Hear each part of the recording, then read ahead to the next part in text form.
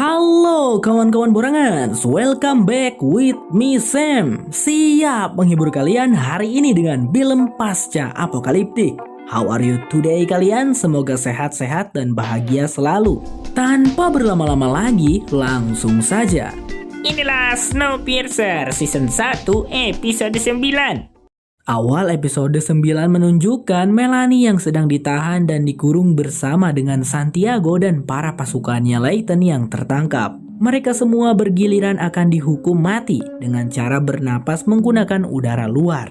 Seperti bagaimana? Mari kita lihat. Yang pertama dieksekusi adalah Walter. Pria tua itu dipasangi alat di mulut dan hidungnya, yang dimana alat itu akan menghubungkan pernapasan Walter dengan udara di luar. Sehingga yang terjadi selanjutnya adalah holding our losses close. Cara eksekusi mati yang mengerikan. Scene berganti pada Nolan dan para penduduk kelas 3. Tentunya ada Pak Roger, Bu Lila, Ruti, LJ, dan yang lainnya. Serta di sana juga ada Japi ikut berunding dengan mereka-mereka. Komandan Nolan memiliki sebuah rencana untuk melumpuhkan Layton dan pasukannya, yaitu dengan mengirimkan gas beracun melalui ventilasi ke gerbong 3. Japi langsung menentang hal itu, karena warga sipilnya juga akan terkena imbas gas beracun itu.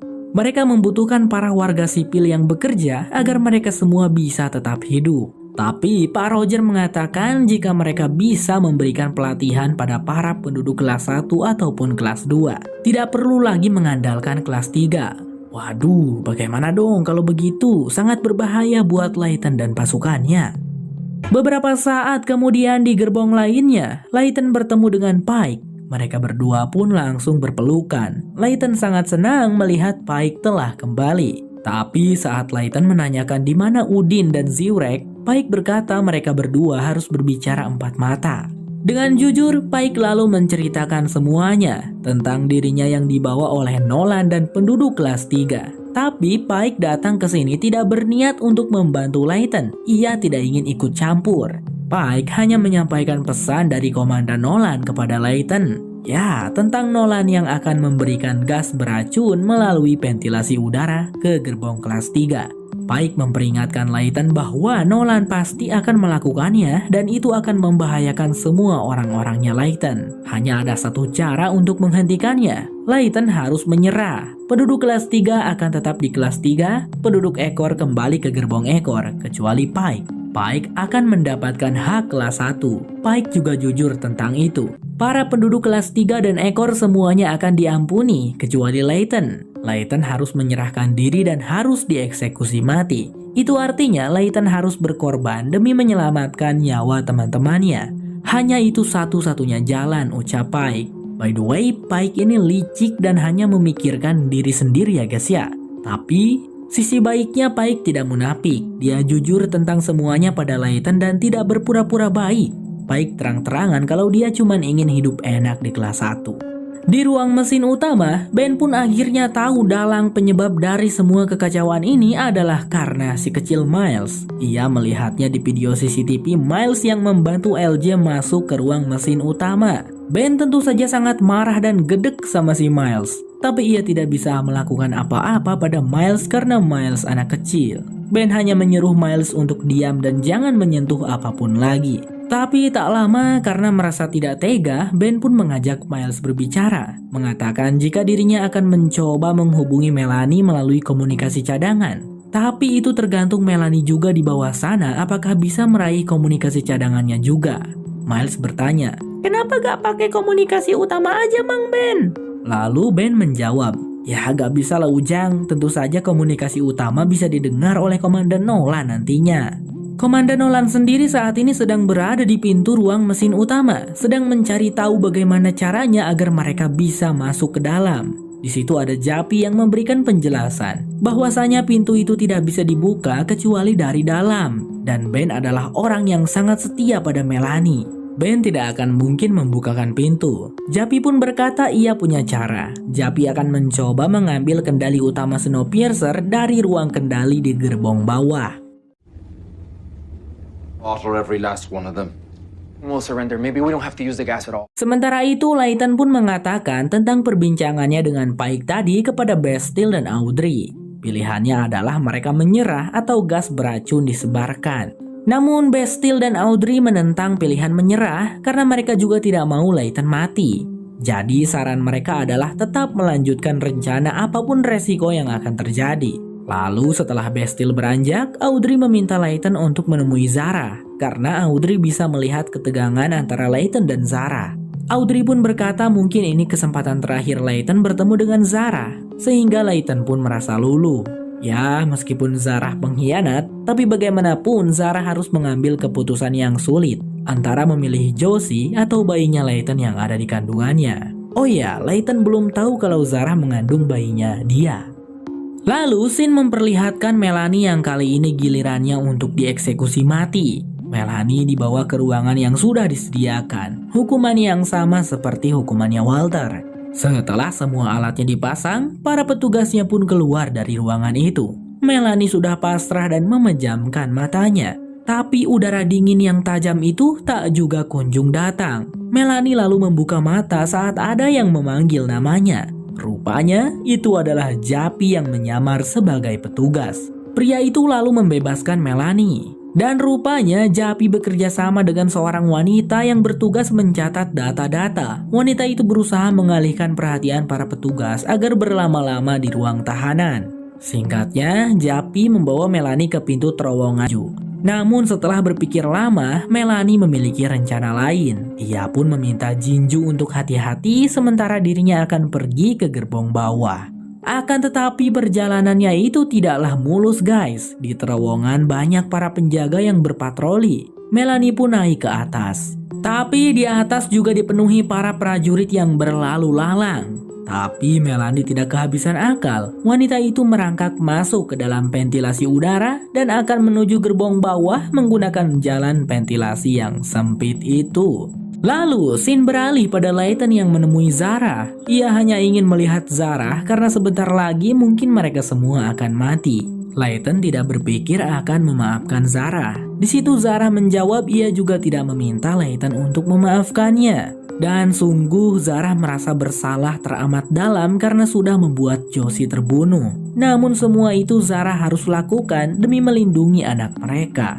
Hah? Layton pun terbengong kaget. Akhirnya Layton pun luluh dan mengerti setelah tahu bahwa Zara melindungi anak mereka yang ada di dalam kandungannya Zara. Namun hal itu tentu saja membuat Layton melemah. Ia tidak mungkin rela mempertaruhkan nyawa anaknya. Sehingga ketika kembali pada rombongan, Layton langsung mengatakan bahwa mereka harus menyerah. Karena ia yakin jika Komandan Nolan bisa membunuh mereka semua dengan gas itu. Meskipun Bastille memprotesnya, tapi Layton sudah yakin dengan keputusannya itu. Ditemuinya lah si Pike yang masih menunggu keputusan Layton. Dan saat itu juga Layton berkata, "Ya, kami akan menyerah, Pike." Beberapa saat kemudian terlihat Pike yang sudah kembali ke kelas 1 dan menyampaikan hal itu. Tentu saja orang-orang di gerbong atas senang mendengar hal tersebut. Dan jika Layton berani macam-macam, gas sudah siap untuk diluncurkan, ucap Komandan Nolan. Komandan Nolan langsung bergegas, berkata ia akan mengurus pihak yang menyerah. Melihat itu, LJ memberitahu ibu dan ayahnya untuk turut serta hadir di sana karena menurutnya para rakyat harus melihat wajah baru pemimpin mereka di Snowpiercer. Sementara itu, Melanie baru saja berhasil keluar dari lorong ventilasi dan kemudian langsung disambut oleh prajuritnya Layton.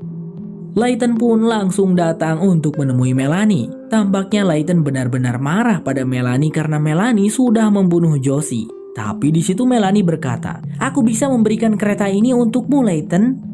Sehingga di scene berikutnya kita akan melihat Layton mengadakan rapat dengan Audrey, Bastille, dan tentunya Melanie. Sebelum itu, Layton bertanya mengapa Melanie mau melakukan ini. Dan Melanie menjawab, karena Snowpiercer tidak akan bisa bertahan jika dipimpin oleh Komandan Nolan dan keluarga Roger. Melanie lalu memberitahukan rencana yang akan mereka jalankan.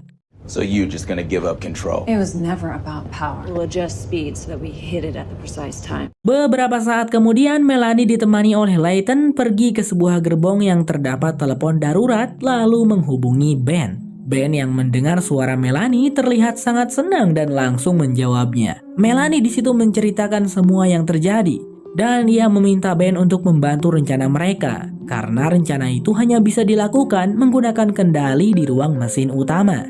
Tapi mereka di sana juga harus melakukan sesuatu. Satu orang di belakang dan satu orang lagi di gerbong depan. Masalahnya adalah bagaimana caranya ke gerbong depan dengan aman. Layton lalu berkata ia punya ide. Dan diperlihatkan Bastille diterjunkan untuk bertemu dengan Pak Rossi. Karena kebetulan Pak Rossi ini tidak ikut-ikutan dalam kericuhan, jadi orang-orang kelas 1 bisalah mempercayai Pak Rossi. Bastille meminta Pak Rossi untuk turut serta dalam rencananya mereka. Nantinya Pak Rossi berpura-pura mengantarkan Layton kepada pasukan penjaga di depan gitu. Ya meskipun awalnya Pak Rossi heras tidak mau, namun Bastille pada akhirnya berhasil membujuk pria itu. Di scene berikutnya, terlihat Melanie yang mengeluarkan chip kunci dari tangannya dengan cara yang menyakitkan, lalu memberikannya pada Layton, agar saat di depan sana nanti Layton bisa membuka akses ke pintu-pintu. Lalu setelah persiapan selesai dan mereka membuat janji waktu untuk sama-sama menekan tombol. Tombol apaan sih? Bergegaslah berangkat Pak Rossi dengan Layton menuju gerbong depan. Singkat cerita, mereka pun sampai. Di sana terlihat ada Bu Lila, Pak Roger, dan tentunya Komandan Nolan yang menyambut. Pertama-tama, mereka meminta Layton untuk menyerah secara resmi dan mengabadikannya dengan foto. Lalu setelah itu selesai, Komandan Nolan dan Pak Rossi membawa Layton untuk menjalani hukuman mati. Di saat yang sama, terlihat Ben dan Miles mulai bekerja sama menyiapkan semuanya agar rencana bisa dijalankan. Sedangkan Layton saat ini tengah dipukuli oleh para pasukan penjaga saat Komandan Nolan dan Pak Rossi membawanya melewati barisan seluruh pasukan penjaga di gerbong depan. Sampai babak belur Laytonnya. Kasian. Setelah dari sana, mereka pun turun ke terowongan untuk bisa sampai ke tempat penghukuman lebih cepat. Namun terlihat di situ Pak Rossi mengunci pintu akses mereka lewat barusan. Dan Pak Rossi pun melakukan rencananya, menodong Komandan Nolan dengan pistol. Lalu menyuruh 3 prajurit yang ikut untuk melepaskan borgolnya Layton. Akan tetapi ketika Pak Rossi lengah, And to slow it down, you two on the floor. sementara itu Melanie yang merasa waktunya sudah tiba segera menarik tuas. Saat itu juga Ben dan Miles mengetahuinya, lalu mereka juga bersama-sama memutar kunci, sehingga gerbong belakang terlepas. Ben pun berkata sekarang tinggal menunggu gilirannya Layton.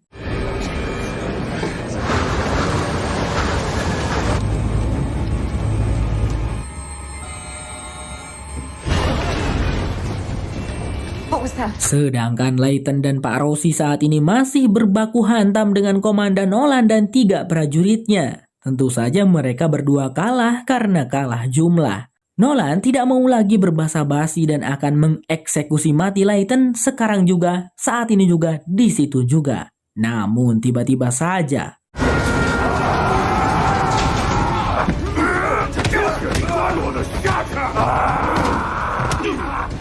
ternyata pertolongan datang dari Aaron, Zurek, dan si Udin. Si Udin yang berbadan besar dan kuat dengan mudahnya menghajar dan mengalahkan si Komandan Nolan beserta prajuritnya. Setelah situasi aman, Layton langsung memerintahkan mereka bertiga untuk membawa Pak Rossi ke gerbong depan. Saat ini mereka tidak punya banyak waktu, jadi penjelasannya nanti saja, ucap Layton. Di saat yang sama Ben, Miles, dan Melanie sedang menunggu-nunggu dengan perasaan yang cemas. Bagaimana tidak, kalau mereka sampai kehabisan waktu, maka gerbong belakang yang sudah diputus itu akan tertinggal dan membeku selamanya. Waktu tersisa 2 menit lagi. Layton pun tentu saja saat ini sedang berusaha secepat mungkin menuju ke tempat sambungan di depan. Dan untungnya Layton bisa menemukan tempat itu dengan cepat. Namun alangkah bimbangnya Layton saat melihat Santiago dan rekan-rekannya sedang ditahan di gerbong tahanan. Layton melihat jam di tangannya dan saat merasa waktunya masih cukup, Layton langsung masuk lalu menghabisi 1 prajurit di sana.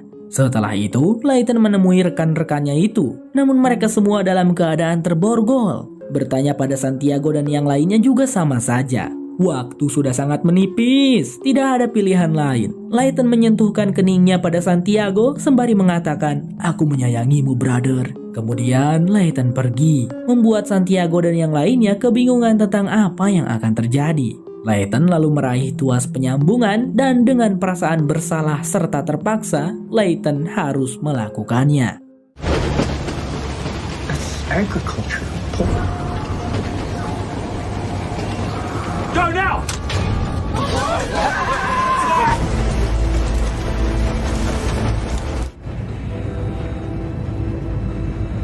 Jadi begitu rencana mereka. Terlihat gerbong yang memuat Bu Lilah dan Pak Roger serta Komandan Nolan dan seluruh unit pasukan penjaga terlepas. Ben dan Miles di ruang mesin terlihat sedang berusaha dan bekerja sama sehingga ketika kereta tiba di persimpangan rel, gerbong yang memuat unit pasukan penjaga pun terpisah dari jalur. Lalu setelah itu berusaha menyambungkan kembali dengan gerbong tempat Melanie dan kelas 3 berada. Tentu saja Bu Lilah, Pak Roger dan semua orang di gerbong yang terpisah itu pada panik dan ketakutan semua. Sementara Santiago dan para rekan-rekan hanya bisa pasrah, menerima kematian mereka demi kemenangannya Layton, penduduk ekor dan penduduk kelas 3. Singkatnya, kereta telah tersambungkan kembali. Ben dan Miles terlihat sangat senang, bahkan mereka sampai berpelukan karena rencananya mereka berjaya. Sementara itu, Layton tentu saja langsung bertemu dengan Melanie. Raut wajahnya Layton tampak sangat menyesal karena ia harus mengorbankan nakama-nakamanya. Tetapi Melanie mengatakan kalau itu adalah hal yang seharusnya dilakukan. Melanie juga melakukan hal itu. Dan itu bukan untuk kepentingan dirinya, melainkan untuk menjaga semua orang agar tetap selamat. Dan kini, Snowpiercer menjadi milikmu, Layton, ucap Melanie. Bye-bye.